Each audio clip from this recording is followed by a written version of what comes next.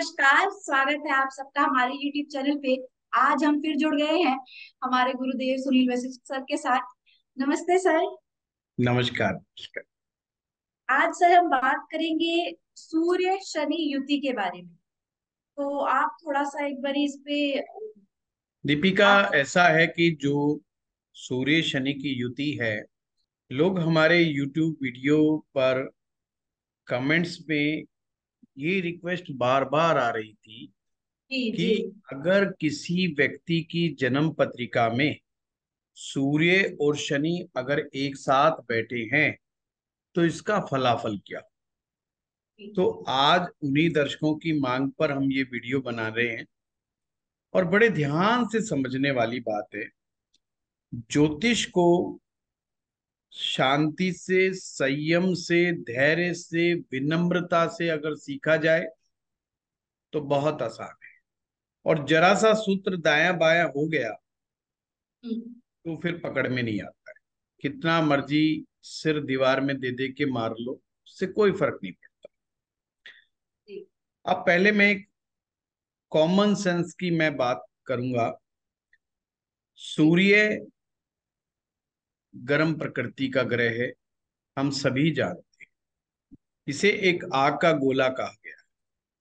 दूसरी तरफ शनि ग्रह बर्फ है, जो पानी की जमा हुआ अच्छा। पानी है, कोल्ड के रूप में, जो बर्फ के रूप में, एक तरह से बिल्कुल ठंडा, बिल्कुल कोल्ड। एक प्लेनेट बिल्कुल हॉट है, दूसरा प्लेनेट बिल्कुल कोल्ड है।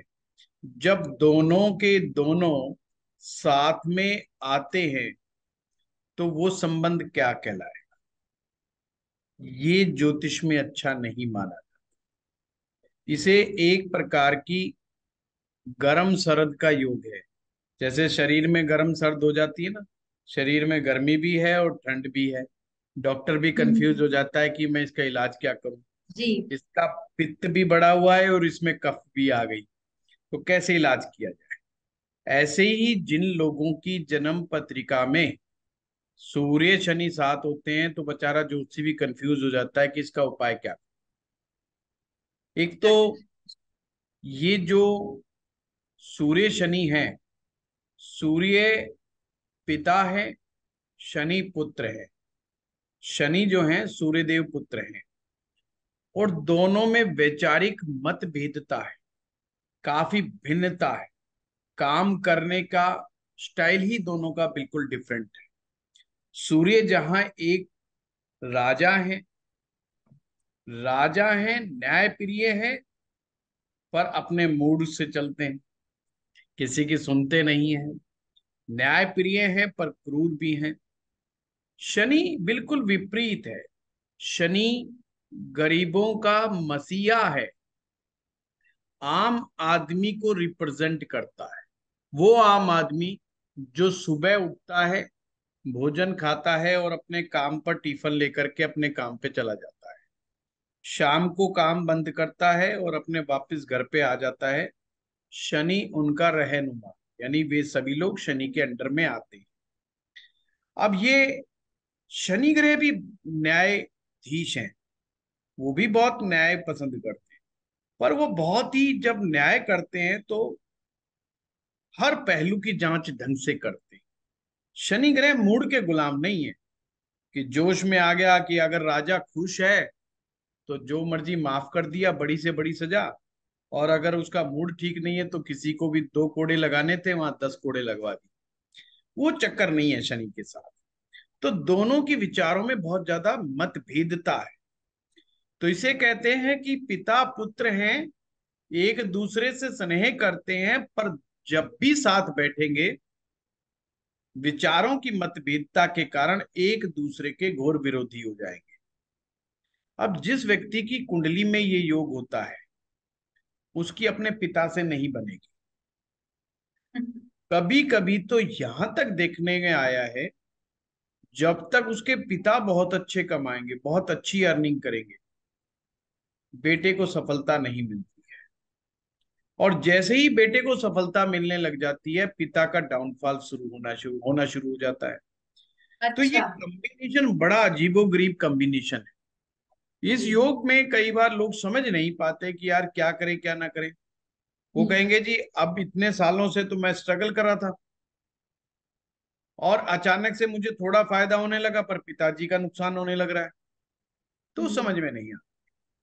दूसरा, पिता की हेल्थ की सिचुएशन भी गड़बड़ा जाती बिगड़ है। जाती पिता है। को खास करके ब्लड प्रेशर की समस्या, हार्ट की पल्पिटेशन की समस्या, उनका कोलेस्ट्रॉल बढ़ा होना, उनको शुगर की प्रॉब्लम होना, गुस्सा बहुत ज्यादा आना पिता को, ये पिता का। सिम्टम हो सकता है। अगर ये सिम्टम भी है तो पक्का सूर्य शनि का मामला बड़ा पेचीदा है। अगर मैं टेक्निकल बात करूं, तो जब भी सूर्य शनि एक साथ होते हैं तो लाल किताब कहती है कि तीन ग्रह गड़बड़ा जाते हैं। वो क्या कौन है? कौन से? सबसे पहले शुक्र की पावर लूज हो जाती है।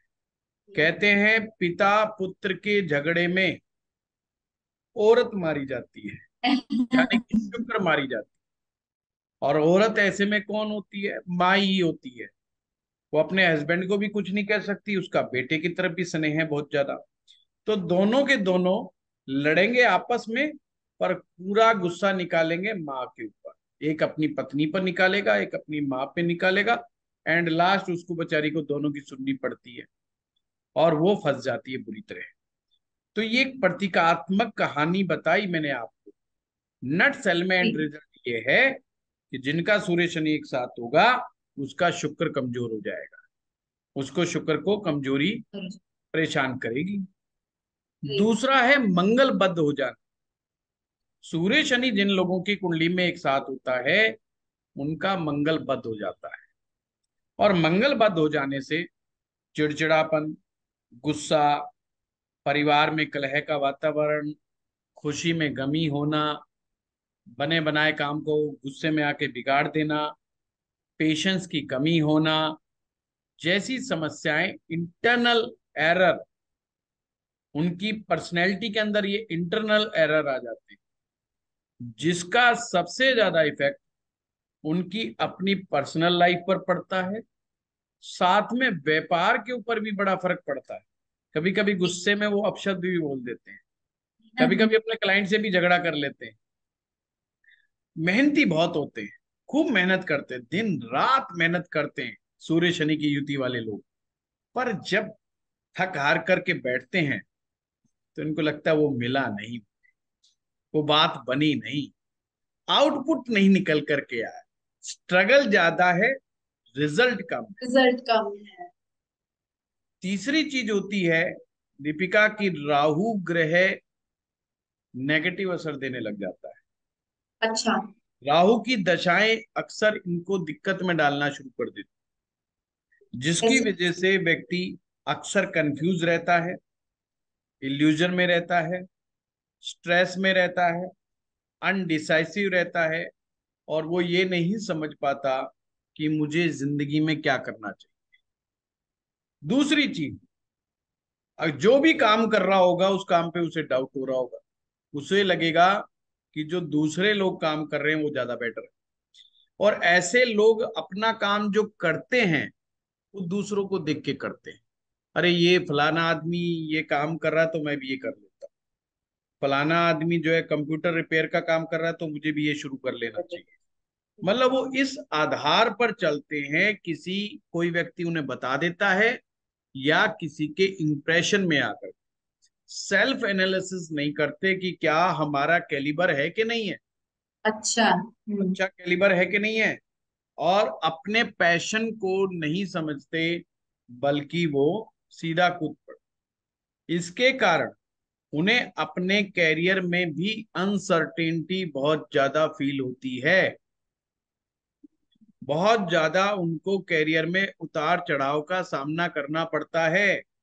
अनडिसाइसिव होने के कारण कई बार उनको अपने कैरियर में बड़े बड़े चेंजेस लाने पड़ते, जिसके कारण उनको लगता है मुझे हर चीज डिले से मिल रही है। मैरिज के मैटर में भी इनके साथ बड़े चैलेंज होते हैं, शादी होने में भी दिक्कतें होती हैं। और अगर लड़की की कुंडली में सूर्य शनि एक साथ आ जाएं तो ये बहुत डिले का योग है शादी में, मैरिज बहुत देरी में करता है, कभी कभी 32-33 साल की उम्र को क्रॉस कर जाता है लड़की की उम्र। और साथ के अंदर समस्या ये रहती है कि आफ्टर मैरिज भी उनके काफी चैलेंजेस रहते हैं। तो कुंडली में तो सूर्य शनि का किसी प्रकार से जो संबंध जो है, कोई अच्छा बहुत नहीं है। नहीं माना जाता है। बिल्कुल। मैरिज के अंदर की कमी के साथ साथ जीवन में खुशियों की कमी महसूस कराता है। उनको लगता है कि हम जब भी खुश होने की कोशिश करते, जब भी कोई प्रॉब्लम आ जाती, ये भी अपने आप में एक चैलेंज है। तो व्यवहारिक पक्ष में कमी, रोजगार में चैलेंजेस, हेल्थ के इश्यूज, खुद के हेल्थ में भी कई तरह की तकलीफें होने लगती हैं। ऐसे लोगों को कई बार जीवन में डिप्रेशन से गुजरना पड़ता है। कई बार इनको डिप्रेशन और साथ में इमोशनल फटीग्स का सामना करना पड़ता है। इनको अपने रिश्ते नातों में कई बार धोखे होते हैं, इनको कई बार चीटिंग का सामना करना पड़ता है। तो ये अपने आप में कुछ बड़े चैलेंजेस हैं जो सूर्य शनि की कुंडली के अंदर एक साथ होने पर ऐसे चैलेंजेस आ जाते हैं। जब भी सूर्य शनि की युति हो, ऐसे जातकों को सर्वप्रथम किसी अच्छे योग्य विशेष अच्छे ज्योतिषाचार्य से संपर्क करके इसका समाधान करते रहना चाहिए। कुछ मैं रेमेडीज आपको अच्छा। सजेस्ट करूंगा। सबसे पहले तो उसे अपने बड़े बिल्कुल। बड़े बुजुर्गों की राय लेके काम करना चाहिए। बड़े बुजुर्गों को इग्नोर ना करें, और बार बार उसे जो गुस्सा आएगा उस गुस्से पर कंट्रोल करने का प्रयास करें। उसको कुछ उपाय करने चाहिए, जैसे गुस्से को कम करने के लिए हर मंगलवार को गुड़ जो है गाय को खिलाए। गौशाला में जाकर के भी गुड़ का दान कर सकते हैं। दूसरा, प्रत्येक मंगलवार को हनुमान जी के मंदिर में जाकर के कोई भी लाल रंग की मिठाई उन्हें बांटनी चाहिए, गरीबों को बांटनी चाहिए। मीठा बोलो और मीठा ही बांटो, ये सिद्धांत उनको अप्लाई कर देना चाहिए। मीठा बोलना है और मीठा ही बांटना है। काटना है। कम बोलना है, उत्तम बोलना है, कि ज्यादा नहीं बोल, मतलब जितना नेसेसरी हो उतना ही बोलना है, हाँ ही बोले। और उत्तम बोलना है, जो अच्छा हो वो ही बोलना है। किसी का कटाक्ष ना करें, किसी की बुराई ना करें, सबके साथ मिलकर के चलें। वो योग उससे इस दोष में काफी हद तक कमी आती है। कमियां। तीसरा उपाय है कि ऐसे जातक को डायमंड जरूर पहनना चाहिए या सफेद पुखराज पहनना चाहिए। डेली अपने शरीर पर इत्र लगाना चाहिए, और लाल गुलाब यानी कि गुलाब के फूल का जो इत्र आता है, गुलाब का जो इत्र होता है, वो लगाना इनके लिए अच्छा साबित होता है। तीसरा है कि इनको समय समय पर जब भी किसी धर्म स्थान में जाएं, नारियल जरूर अर्पित करें। और नारियल ना अर्पित कर सकें तो बादाम जो है वो अर्पित करें। अब कितनी संख्या में करना है वो कुंडली देख करके ही पता लग पाएगा, अच्छा अन्यथा अच्छा। ये उपाय उन्हें करते रहना चाहिए। दूसरा ये है कि इन लोगों को गुरु का, ब्राह्मण का, पीपल का और मंदिर की, इन चार चीजों की सेवा करते रहना चाहिए। इनका सम्मान करना चाहिए, इनकी रेस्पेक्ट करनी चाहिए। और अपने पिता को मिश्री मिला हुआ दूध, यानी दूध में मिश्री मिलाएं। संडे के दिन विशेष करके अपने पिता को अपने हाथों से दूध पिलाएं। और अगर हो सके तो डेली मिश्री थोड़ी सी मिला करके जो है पिताजी को अपने हाथों से दूध पिलाएं। अगर आपका सामर्थ्य अच्छा है तो चांदी के गिलास में दूध और मिश्री डाल करके पिता को पिलाएं। और अगर पिता को शुगर की प्रॉब्लम है तो फिर मिश्री ना मिलाएं, तो ऐसे में थोड़ा सा केसर जरूर डाल दें। तो केसर मिला हुआ दूध या मिश्री मिला हुआ दूध अपने पिता को डेली पिला सकते। और अगर वो ये उपाय करते हैं तो निश्चित रूप से पिता भी उसके फेवर में आएंगे, गवर्नमेंट भी उसके फेवर में आएगी, काम भी बनेंगे, कार्य सिद्धि योग बनेगा, और पिता का आशीर्वाद लेना उनके लिए अच्छा हो। पर यहाँ पे मैं बता दूं, जिन लोगों की कुंडली में ये योग होता है, पिता पुत्र का साथ बैठना थोड़ा मुश्किल हो जाता है। तो कई बार ये उनके लिए ये उपाय मुश्किल हो जाता है, क्योंकि पिता ईगो खुश नहीं। साइड करनी पड़ेगी।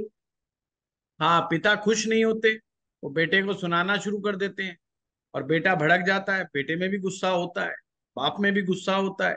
ये ऐसा योग है कि जिसमें बाप और बेटा दोनों में गुस्सा होता है, दोनों फट पड़ने को तैयार रहते हैं।